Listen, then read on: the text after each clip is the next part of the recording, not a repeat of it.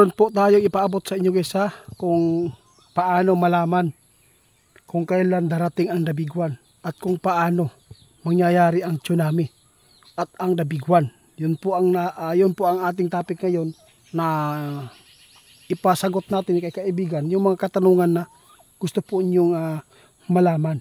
Kasi marami pong mga tao nag-comment kung ano po ba talaga ang mga sign. Tutugunan natin yan para po malaman nyo. Kaibigan, meron po akong gustong malaman, itanong sa inyo.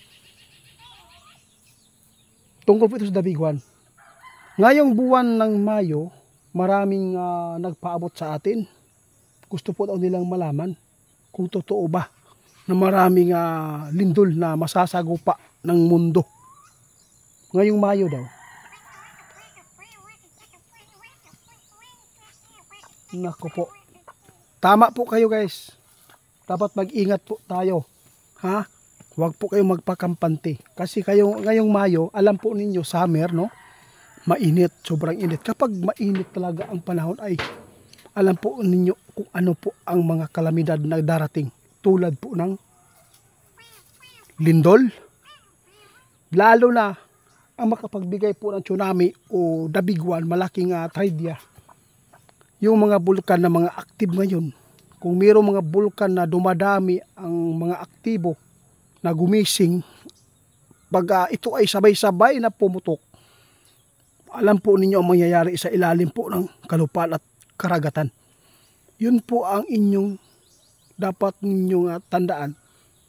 Ito po ay mga tanda ito ng mga kalamidad na mga delikado, kaibigan. Tatanungin kita, mayroon po bang mga bulkan ngayon na aktibo at gising na? Nako po. Ito po yung sinabi ng ating kaibigan Itit. Nakita ko na napakarami ng mga bulkan na nag-active at lalo na mayroon bulkan sa ilalim ng dagat na malapit na pong, nako po kaibigan, nakakatakot ito. Sani po ito ng kadalasan ito ay isang tsunami. The Big One, na malakas po itong lindol guys na sasagupa ng mga tao. Pag mayroong bulkan na puputok, 2 o 3, yun po ang sign na pwedeng magiging The Big One at muling mabuhay ang tsunami dito sa bansa natin. Naku po, sana hindi po ito mangyari dito sa Pilipinas. Sana no? Tulad po sa Japan, di ba? Ilang libo yung namatay.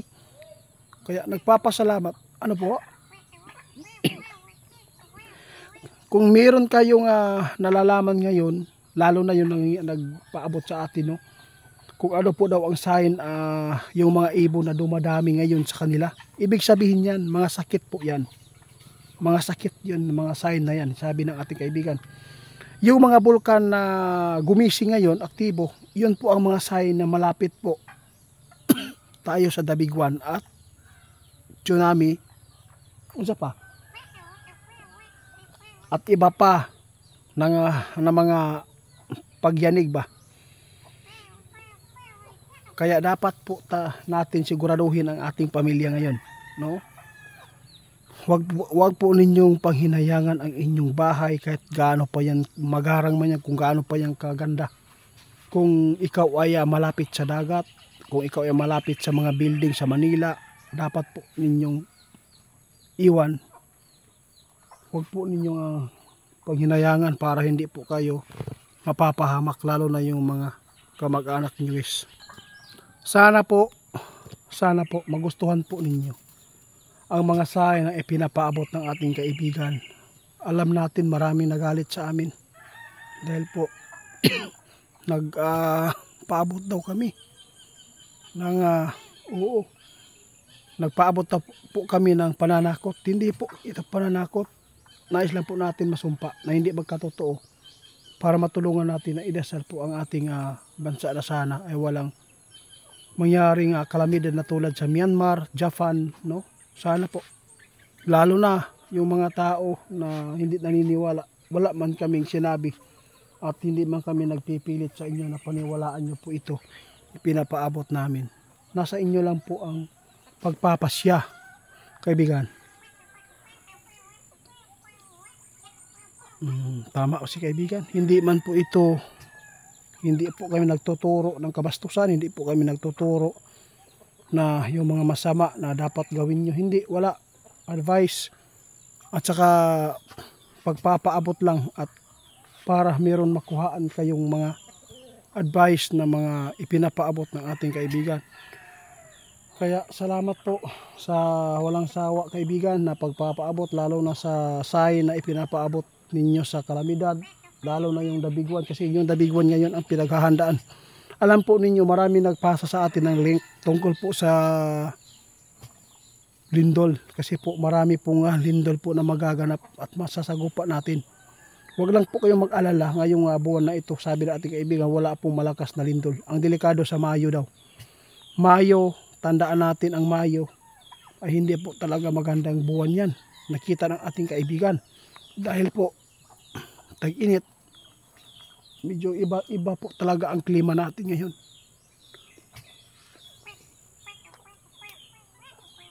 Ingatan po ninyo sa lahat po ng nagpaabot si kaibigan, ha. Kung mayroon kayong mga anak dyan sa malapit po sa nasunugan, no, yung paggawaan ng plastic, dapat po lagi po ninyo painumin ng tubig ang mga bata nyo. Dahil po mahirap po masupukit, no. Kasi po magkapagbigay pala ng hindi maganda sa katawan yung usok dyan, no. Grabe, kaibigan. Salamat po.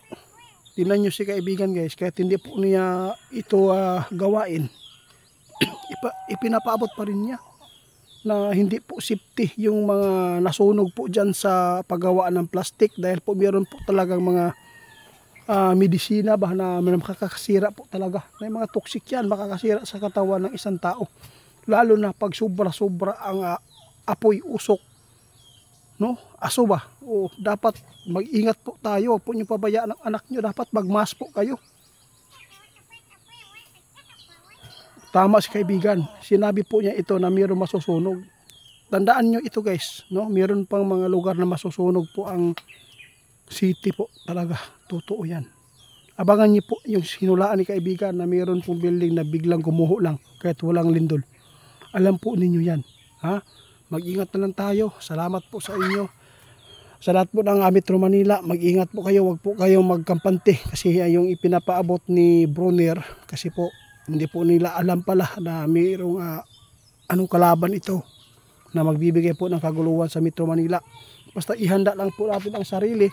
Kasi ang sabi ng ating kaibigan ay napakadelikado kung bakit po ipinapaabot ng Bronner yung paghahanda ng mga sundalo, dahil po baka po yung kudita na sinasabi ng ating kaibigan.